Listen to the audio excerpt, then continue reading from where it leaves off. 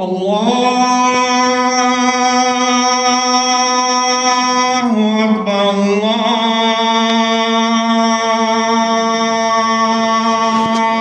الله أكبر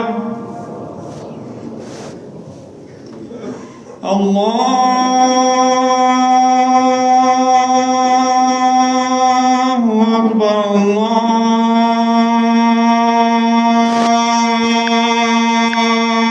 أكبر أشهد أن لا إله إلا الله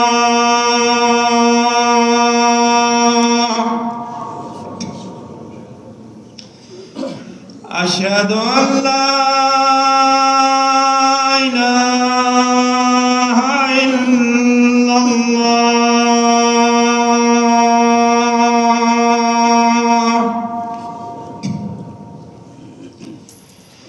أشهد أن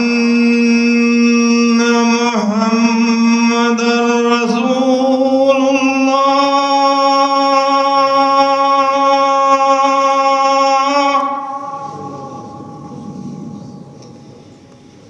أشهد أن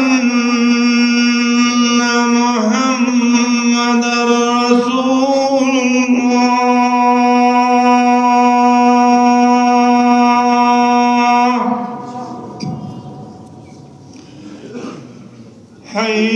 حي على الصلاة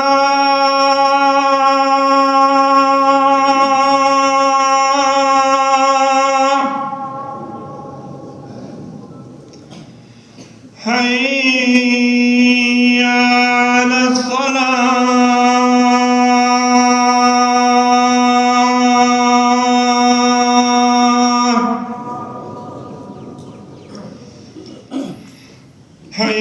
حي على الفلاح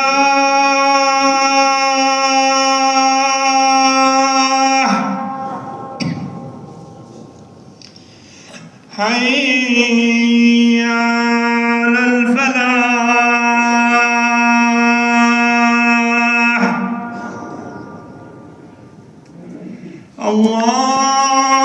الله أكبر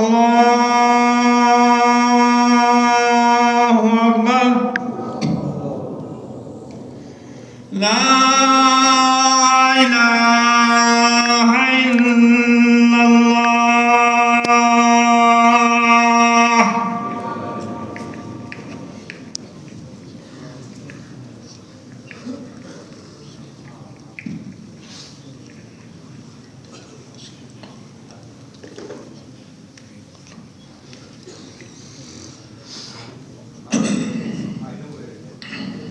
الحمد لله نحمده ونستعينه ونستغفره ونؤمن به ونتوكل عليه ونعوذ بالله من شرور أنفسنا ومن سيئات أعمالنا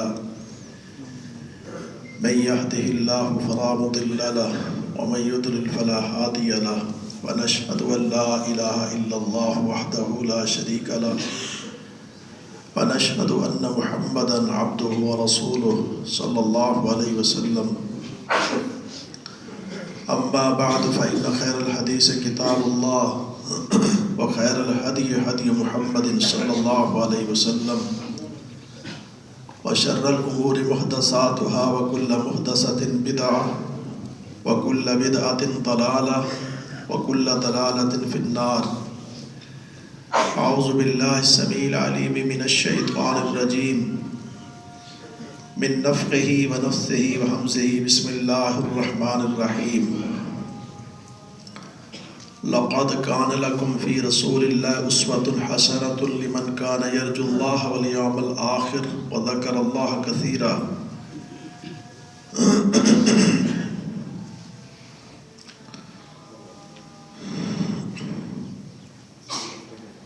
سورہ احزاب کی یہ آیت نمبر 21 ہے،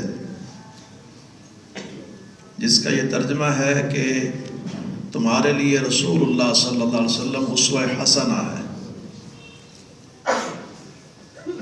جو لوگ اللہ سے ملنے کی امید رکھتے ہیں اور آخرت کے دن پر ان کا ایمان ہے کہ آخرت کے دن کو وہ پائیں گے، اور اللہ کا بہت ذکر کرتے ہیں۔ فرمایا کہ ان لوگوں کے لیے رسول کریم صلی اللہ علیہ وسلم کی زندگی اسوہ حسنہ ہے۔ لقد کان لکم فی رسول اللہ اسوۃ حسنۃ لمن کان یرجو اللہ والیوم الآخر وذکر اللہ کثیرا۔ جس بندے نے اللہ کا ذکر کرنا ہے، آخرت پر اس کا ایمان ہے، اللہ سے ملنے کی امید ہے، اس کو یہ بات کہہ دی گئی کہ تمہارے لیے اللہ کے پیغمبر رسول کریم صلی اللہ علیہ وسلم جو ہے اسوہ حسنہ ہے۔ کیا معنی؟ یعنی کہ اللہ کے رسول صلی اللہ علیہ وسلم کی زندگی جو ہے وہ تمہارے لیے نمونہ ہے، اور اس سے تم نے رہنمائی لینی ہے۔ ان کو تم نے ہر معاملے کے اندر جو ہے اپنی سند اور دلیل سمجھنی ہے اور فالو کرنا ہے۔ صحابہ کرام رضوان اللہ تعالی اجمعین کی پوری زندگی اسی طرح گزری ہے۔ کوئی بھی کسی قسم کا معاملہ ہوتا تھا تو وہ یہ بات سمجھا کرتے تھے کہ رسول اللہ صلی اللہ علیہ وسلم نے اس معاملے کے اندر ہمارے لیے کیا اسوہ چھوڑا ہے۔ وضو دیکھ لیں آپ، جگہ جگہ پر اس بات کا ذکر آئے گا کہ نبی علیہ الصلوۃ والسلام نے وضو کس طرح کیا ہے، صحابہ نے وضو کر کے بتایا۔ حضرت عثمان غنی رضی اللہ تعالیٰ عنہ، اور وضو کرسی کے اوپر بیٹھ کر کیا تاکہ لوگوں کو پتہ چلے کہ وضو کرنے کا طریقہ کیا ہے۔ پانی کس طرح لیا، کلی کس طرح کی، ناک میں پانی کس طرح چڑھایا، چہرے کو کس طرح دھویا، پوری ترتیب اور سلیقے کے ساتھ۔ اور پھر کیا کہتے ہیں کہ یہ وضو وہ ہے جو اللہ کے رسول صلی اللہ علیہ وسلم نے کیا تھا، یعنی میں نے اس طریقے پر تمہیں عمل کر کے بتایا ہے، اور یہ وہ طریقہ ہے جو رسول کریم صلی اللہ علیہ وسلم کا وضو کا طریقہ تھا۔ ابو حمید ساعدی رضی اللہ تعالیٰ عنہ مشہور صحابی ہیں، 10 صحابہ کرام کے اندر بیٹھے ہوئے، اور ان سے کہتے ہیں کہ میں تم سب سے زیادہ اقربکم صلاۃً لرسول اللہ صلی اللہ علیہ وسلم، میری جو صلاۃ ہے، جو طریقہ ہے، تم سب سے زیادہ اللہ کے رسول صلی اللہ علیہ وسلم کے قریب ہے۔ اور عمر کتنی ہے؟ ان میں چھوٹے تھے جو باقی صحابہ بیٹھے تھے، اصغرهم سنًا۔ اب 10 صحابہ نے کہا اچھا چلے ہمیں پڑھ کے دکھائیں۔ 9 عمر ہے، چھوٹی عمر ہے، 10 صحابہ کے سامنے اعلان کرتے ہیں کہ میرا جو صلاۃ کا طریقہ ہے، رکوع سجود جو بھی چیزیں ہیں، تم سب سے زیادہ اللہ کے رسول صلی اللہ علیہ وسلم کے قریب ہیں، ان سے زیادہ مشابہت رکھتے ہیں، اور میں کر کے دکھاؤ۔ اب قیام بھی کیا، رکوع بھی کیا، سجدہ بھی کیا، اور اسی حدیث کے اندر ہے کہ ابتداء میں بھی رفع الیدین کیا، اور رکوع میں جاتے ہوئے بھی کیا، رکوع سے اٹھتے ہوئے بھی کیا۔ یہ جو رفع الیدین ہے، دیکھیے جب ہم وضو کرنے کے بعد آتے ہیں اور نیت ہوتی ہے تو ہاتھ اٹھائے جاتے ہیں، آغاز ہی نیت کے بعد رفع الیدین سے۔ اگر اختلاف ہوتا تو ابتداء میں ہی یہ چیز ختم ہو جاتی۔ تفصیلی حدیث ہے، اور یہ رفع الیدین کا مسئلہ 400 سے زیادہ اس کے اوپر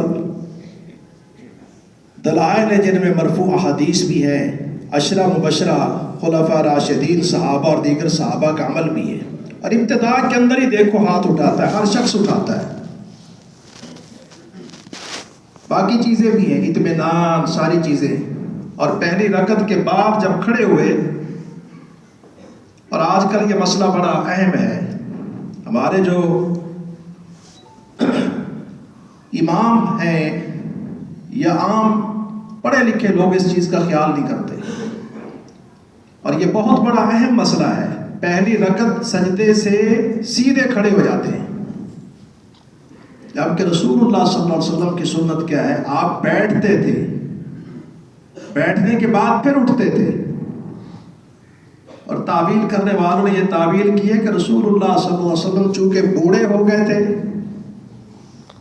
جسم بھاری ہو گیا تھا، اس وجہ سے بیٹھتے تھے۔ حالانکہ یہ صحابی نوعمر ہے اور اس نے وہ طریقہ کر کے بتایا ہے۔ پہلے 2 سجدے کیے اور اس کے بعد جب اٹھے ہیں زمین پر بیٹھے ہیں، بیٹھنے کے بعد پھر کھڑے ہوئے۔ کسی نے یہ نہیں کہا کہ اللہ کے رسول صلی اللہ علیہ وسلم کے پاس تو عذر تھا، تیرے پاس کیا عذر ہے؟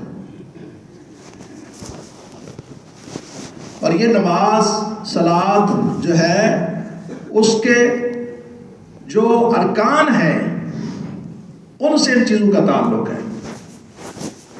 تو بہرحال یہ سارا عمل کر کے دکھایا، اور دعویٰ کیا تھا کہ رسول اللہ صلی اللہ علیہ وسلم کا جو طریقہ ہے اس کے مطابق جب فارغ ہوئے تو سب صحابہ نے کیا کہا؟ صدقتا، تو انہیں سچ کی کہا ہے، سچ کر کے دکھایا ہے۔ حضرت میمونہ رضی اللہ عنہ کی حدیث مبارکہ ہے، جب انسان پر غسل فرض ہو جاتا ہے اس موقع پہ غسل کرنے کا جو طریقہ بتاتی ہیں اس میں وضو کا ذکر بھی بتاتی ہیں، اور کہتی ہیں کہ وضو اس طریقے کے ساتھ ہم کرتے تھے جیسے رسول کریم صلی اللہ علیہ وسلم نے ہمیں صلاۃ کے لیے وضو کرنے کا طریقہ بتایا ہے۔ آپ کا طریقہ یہاں پر بھی فرمایا کہ وضو کا وہی ہے جو طریقہ نماز کے لیے، صلاۃ کے لیے۔ تو بہرحال خوشی ہو غمی ہو، ہمارے لیے سند، دلیل، اسوہ حسنہ رسول کریم صلی اللہ علیہ وسلم کی احادیث اور آپ کی سیرت ہے۔ کسوف شمس، سورج کا بے نور ہو جانا، صحابہ کی زندگی میں یہ عمل ہوا۔ اب حضرت سمرہ بن جندب کیا کہتے ہیں؟ کہتے ہیں کہ میں باہر تھا اور کنت اطرامی، شکار کھیلنے گیا ہوا تھا، تیر پھینک رہا تھا، سورج بے نور ہو گیا۔ جیسے سورج بے نور ہوا تو میں نے سوچا کہ لَيُحْدِثَنَّ شَأْنُ هَذَا لِرَسُولِ اللَّهِ صلی اللہ علیہ وسلم، کہ یہ جو آج ایک نیا کام ہوا ہے کہ سورج بے نور ہو گیا، یہ ضرور بالضرور رسول کریم صلی اللہ علیہ وسلم کے لیے کوئی نئے عمل کا سبب بنے گا، اور ہم چل کے دیکھتے کہ نبی علیہ السلام آج کیا سمجھاتے ہیں، کیا بتاتے ہیں۔ لَقَدْ كَانَ لَكُمْ فِي رَسُولِ اللَّهِ أُسْوَةٌ حَسَنَةٌ، کہ نبی علیہ السلام کا اسوہ حسنہ کیا ہے؟ صحابہ دین سیکھا کرتے تھے اللہ کے نبی صلی اللہ علیہ وسلم سے، اور دل کے اندر یہ بھی خواہش ہوا کرتی تھی کاش کہ کوئی دیہاتی آدمی آئے اور نبی علیہ السلام سے سوالات کرے، اور ان سوالات کے نتیجے کے اندر آپ ہمیں کوئی بات سمجھا دیں۔ تو آج سمرہ بن جندب کہتے ہیں رضی اللہ تعالیٰ عنہ، میں نے یہ دیکھنا ہے کہ رسول کریم صلی اللہ علیہ وسلم کا اس موقع پہ عمل کیا ہے۔ باپ دادا کا عمل تو پرانا تھا، ان کے نظریات تو پرانے تھے، اعتقادی خرابیاں، سورج کے بے نور ہونے پر، چاند کے بے نور ہونے پر، کہ کسی کے مرنے کے اوپر جو ہے یہ بجھ جاتے ہیں، کوئی بڑا حادثہ ہوتا ہے، کوئی موت ہوتی ہے، اس موقع کے اوپر یہ بے نور ہو جاتے ہیں۔ اور یہاں پر بھی اتفاق یہ ہوا کہ رسول کریم صلی اللہ علیہ وسلم کے پیارے سے بیٹے جناب سیدنا ابراہیم رضی اللہ عنہ کی وفات بھی اسی دن ہو چکی۔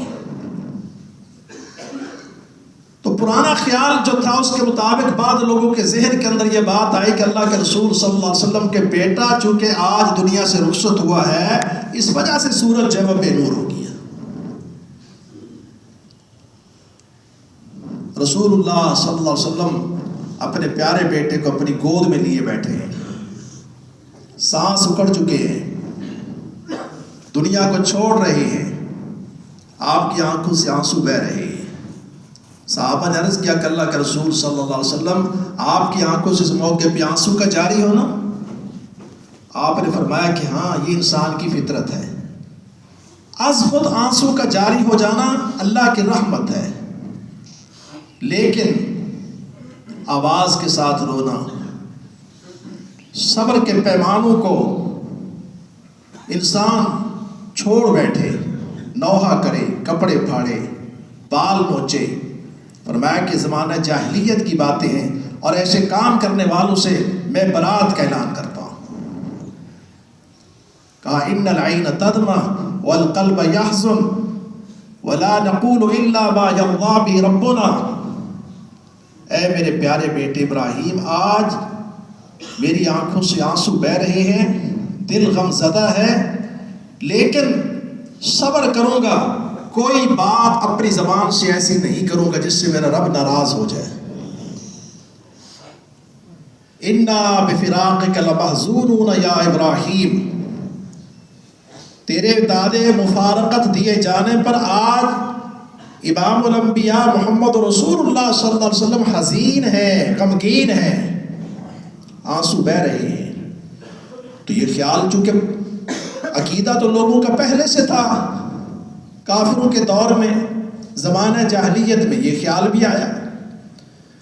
نبی علیہ السلام نے جب یہ دیکھا تو فوراً گھبراتے ہوئے مسجد کی طرف تشریف لے گئے، صلاۃ الکسوف ادا کی گئی، اور سمرہ بن جندب رضی اللہ تعالیٰ عنہ دل کے اندر یہ خیال لے کے اور باہر وہ تیر اندازی اور اپنے عمل کو چھوڑ کے مسجد میں اس وجہ سے آئے تھے کہ یہ جو آج ہم نے نبی علیہ السلام کی زندگی میں پہلی بار یہ عمل دیکھا ہے، دیکھتے کہ رسول اللہ صلی اللہ علیہ وسلم کا عمل کیا ہے۔ تو ہمیں یہی دیکھنا چاہیے کہ خوشی ہو، غمی ہو، وضو ہو، تیمم ہو، غسل ہو، کھانا ہے، پینا ہے، سونا ہے، کاروبار کرنے ہیں، رسول اللہ صلی اللہ علیہ وسلم کا اسوہ حسنہ کیا ہے؟ لَقَدْ كَانَ لَكُمْ فِي رَسُولِ اللَّهِ أُسْوَةٌ حَسَنَةٌ لِمَنْ كَانَ يَرْجُو اللَّهَ وَالْيَوْمَ الْآخِرَ وَذَكَرَ اللَّهَ كَثِيرًا۔ تو آپ نے صلاۃ الکسوف ادا کی اور فرمایا إِنَّهُمَا آیَتَانِ مِنْ آیَاتِ اللَّهِ، یہ بھی اللہ تبارک و تعالیٰ کی نشانیوں میں سے دو نشانیاں ہیں۔ لا ينکسفان لموت احد ولا لحیاتہ، یہ کسی کی موت اور زندگی کے اوپر بے نور نہیں ہوتے، یہ اللہ کی نشانیاں ہیں۔ اللہ تمہیں یہ بتانا چاہتا ہے کہ سورج اور چاند کی پوجا پاٹ کرنے والے لوگوں، ان کا بھی خالق اور مالک میں ہی ہوں، اور وہ لوگوں جن کا عقیدہ یہ ہے کہ مرنے کے بعد ہم دوبارہ نہیں اٹھیں گے، دیکھو تمہارے سامنے روشنی تھی، میں نے ان کی روشنی کو قبض کر لیا، دوبارہ تمہارے سامنے پھر میں نے اس کو روشنی دے دی، اور اسی طریقے کے ساتھ تم دنیا کے اندر آئے، زندہ ہو، مر جاؤ گے، مرنے کے بعد دوبارہ پھر اٹھو گے۔ عقیدے کی باتیں، کافر کا تو عقیدہ تھا اِذَا ضَلَلْنَا فِي الْأَرْضِ إِنَّا لَفِي خَلْقٍ جَدِيدٍ بَلْ هُمْ بِلِقَاءِ رَبِّهِمْ كَافِرُونَ، مریں گے، مٹی میں مل جائیں گے، دوبارہ نہیں اٹھائے جائیں گے۔ وَضَرَبَ لَنَا مَثَلًا وَنَسِيَ خَلْقًا قَالَ مَنْ يُحْيِي الْعِظَامَ وَهِيَ رَمِيمٌ قُلْ يُحْيِيهَا الَّذِي أَنشَأَهَا أَوَّلَ مَرَّةٍ وَهُوَ بِكُلِّ خَلْقٍ عَلِيمٌ۔ سورہ یاسین کے اندر یہ فرمایا، اور وہ سورہ سجدہ کی آیت تھی۔ ہڈی لی، اس کا برادہ بنایا، نبی علیہ السلام کے سامنے کہنے لگا دوبارہ اللہ ان ہڈیوں کو زندہ کرے گا؟ اللہ نے فرمایا نسی خلقا، یہ بدبخت اس چیز کو بھول گیا۔ اللہ نے پانی کے قطرے سے، مٹی سے کس طریقے کے ساتھ اس کو بنایا کہ اللہ کے لیے بات مشکل ہے کہ دوبارہ اس کو زندہ کرے گا؟ حدیث قدسی ہے، اللہ کہتا ہے کہ بندہ مجھے گالی دیتا ہے، بندہ مجھے جھٹلاتا ہے۔ جھٹلانا کیا ہے؟ یہ کہتا ہے کہ اللہ یعیدنی، دوبارہ مجھے زندہ نہیں کرے گا۔ اللہ کہتا ہے پہلی بار جب میں نے بنایا تو دوسری بار بنانا میرے لیے کون سا مشکل ہے؟ فرمایا کہ اللہ کی نشانیوں میں سے ایک نشانیاں ہیں، اللہ نے آج سورج کو موت دے دی، تمہیں بھی موت دے دے گا، دوبارہ پھر اس کو روشن کر دیا، پھر تمہیں روشن کر دے گا۔ اللہ کی نشانی ہے، موت کی دلیل اور زندہ کرنے کی دلیل ہے، اور یہ بھی کہ سورج اور چاند جو ہے یہ کسی کا مشکل کشا نہیں ہے۔ سورج اور چاند کی پوجا پاٹ کرنے والے لوگوں یہ کسی کو کچھ نہیں دے سکتے، اللہ رب العالمین کی پیداوار ہے۔ وَمِنْ آیَاتِهِ، اللہ تبارک و تعالیٰ کی آیات میں سے ہے کہ اللہ نے آسمانوں کو بنایا، زمینوں کو بنایا۔ وَمِنْ آیَاتِ اللَّيْلِ وَالنَّهَارِ، اللہ کی نشانیاں یہ ہیں کہ اس نے رات کو بنایا، دن کو بنایا۔ لا تسجدوا للشمس ولا للقمر واسجدوا للہ الذی خلقہن ان کنتم ایاہ تعبدون۔ سورج کو سجدہ نہ کرو، چاند کو سجدہ نہ کرو، اس کو سجدہ کرو جس نے ان کو پیدا کیا ہے، اگر تم اللہ تبارک و تعالیٰ کی عبادت کرتے ہو تو۔ اسی لیے حدیث پاک میں آتا ہے جب سورج نکلتا ہے شیطان سورج کی سمت جا کے کھڑا ہو جاتا ہے تاکہ جو لوگ سورج کو سجدہ کرے وہ شیطان کو سجدہ ہو جائے۔ سورج نکل رہا ہے، سورج غروب ہو رہا ہے، اس وقت سجدہ کرنا منع، اور وجہ کیا ہے کہ ان لوگوں کے ساتھ مشابہت نہ ہو جائے جو لوگ سورج اور چاند کی پوجا پاٹ کرنے والے ہیں۔ تو لہٰذا ہمیں ایسا عمل بھی اختیار نہیں کرنا کہ جس عمل سے کفار کی عقیدے کے حوالے سے کوئی مشابہت پیدا ہو جائے۔ تو صلاۃ الکسوف کا طریقہ آپ نے اپنے اس عمل سے سمجھا دیا۔ 2 رکعت نماز، ہر رکعت کے اندر 2 رکوع، پہلی دفعہ رکوع کیا پھر کھڑے ہو گئے، وہیں سے قرات شروع کی، یہاں سے چھوڑی تھی یعاود القراءہ، پھر آپ نے رکوع کیا پھر سجدے میں چلے گئے۔ ایک رکعت کے اندر 2 رکوع، یہ طریقہ رسول کریم صلی اللہ علیہ وسلم نے سمجھایا۔ اور لمبی قرات بعض صحابہ پر غشی طاری ہو گئی۔ حضرت اسماء رضی اللہ تعالیٰ عنہ آئی، کہنے لگی کہ میں نے دیکھا کہ سب قیام کے اندر ہیں۔ میں نے حضرت ام عائشہ سے پوچھا، وہ بھی نیت باندھ چکی تھی۔ اشارت الی السماء، آسمان کی طرف انہوں نے اشارہ کیا۔ میں نے دیکھا سورج بے نور ہو چکا ہے، میں نے بھی وضو کیا اور ساتھ میں شامل ہو گئی، اور اتنا لمبا قیام کہ مجھ پر غشی طاری ہو گئی۔ رسول اللہ صلی اللہ علیہ وسلم نے اس موقع پہ کیا فرمایا کہ جب ایسا عمل دیکھو فَافْزَعُوا إِلَىٰ ذِكْرِ اللَّهِ، اللہ کے ذکر کی طرف گھبراہٹ کے ساتھ، بے چینی کے ساتھ لگ جایا کرو۔ اور بخاری کے حدیث کے اندر ہے استغفار کیا کرو، دعائیں کیا کرو، صدقہ کیا کرو۔ اور صحیح بخاری کے اندر یہ بھی ہے کہ رسول کریم صلی اللہ علیہ وسلم نے اس موقع پہ صحابہ کو حکم دیا کہ تم غلام آزاد کرو، غلام آزاد کرنے کا حکم دیا۔ دعا، صدقہ، صلاۃ، استغفار، توبہ، اور صدقے کا سب سے اہم ترین مسئلہ کہ غلاموں کو آزاد کرنے کا حکم دیا۔ آج کے دور میں غلامی کا وہ تصور تو نہیں، لیکن ہمارے ایسے بھائی جو قرضوں میں اتنے جکڑ چکے ہیں کہ ان کے لیے مسائل پیدا ہو گئے، فک رقبہ، ان کی گردنوں کو آزاد کرانا۔ ایسے لوگ جو بیچارے معاشی تنگ دستیوں کے بحران کا شکار ہو چکے، کھانے پینے کے لیے کچھ نہیں ہے، ایسے لوگوں کے اوپر صدقہ کرنا۔ کپڑے نہیں ہیں، ان کو کپڑے پہناؤ، سردیوں کے موسم میں ٹٹر رہے ہیں، خیال رکھو، وہ بھی ہماری طرح انسان ہے۔ تو آپ جب نیت باندھے ہوئے تھے تھوڑا سا آگے کو بڑھے، پھر پیچھے کو ہٹے۔ صحابہ نے پوچھا کہ اللہ کے رسول صلی اللہ علیہ وسلم حالت قیام کے اندر ہم نے یہ عمل دیکھا تھا، آپ نے کیا فرمایا؟ لقد اریت الجنت والنار، اللہ نے مجھ کو جنت بھی دکھا دی، جہنم بھی دکھا دی۔ نبی علیہ الصلوۃ والسلام فرماتے ہیں، اور فرمایا کہ میں نے جنت کا ایک خوشہ جب آگے بڑھا تھا، میں آگے جب بڑھا تھا میں خوشہ توڑنے لگا تھا انقودن، لیکن نہیں توڑا، پیچھے کو ہٹ گیا۔ اگر میں توڑ لیتا اور تمہیں دے دیتا لَأَكَلْتُمْ، تم کھاتے رہتے ما باقیات دنیا، جب تک دنیا باقی رہتی، اس لیے کہ جنت کی نعمتیں ابدی۔ اور جہنم کو دیکھا، سبق اور نصیحت کی بات۔ فرمایا کہ جب میں نے جہنم کو دیکھا، اس کے اندر میں نے دیکھا کہ ایک شخص تو وہ تھا جس نے بتوں کے نام پر سب سے پہلے جانور چھوڑے تھے۔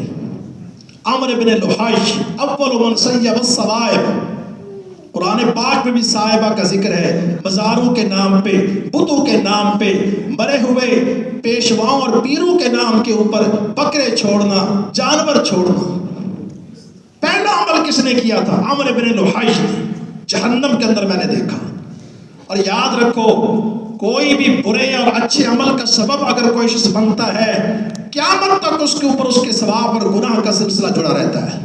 حابیل اور قابیل کے قتل والا معاملہ دیکھو، سب سے پہلے جس نے قتل کیا تھا، نبی اسلام فرماتے ہیں قیامت تک آنے والے جتنے بھی خون کے سلسلے ہوں گے، الا کان علی ابن آدم اول کفل من دمها لأنه اول من سن القتل، فرمایا کہ اس کے اوپر ہر ایک قاتل کا گناہ ہوگا، اس لیے کہ سب سے پہلے اس نے یہ طریقہ اختیار کیا ہے اچھائی اور برائی کے حوالے سے۔ تو یہ تھا جس نے، عمرو بن لحیش نے یہ شرک کا اڈا سب سے پہلے قائم کیا اور لوگوں کو تعلیم دی کہ بتوں کے نام پر جانور چھوڑو۔ فرمایا کہ میں نے اس کے اندر ایک عورت کو دیکھا،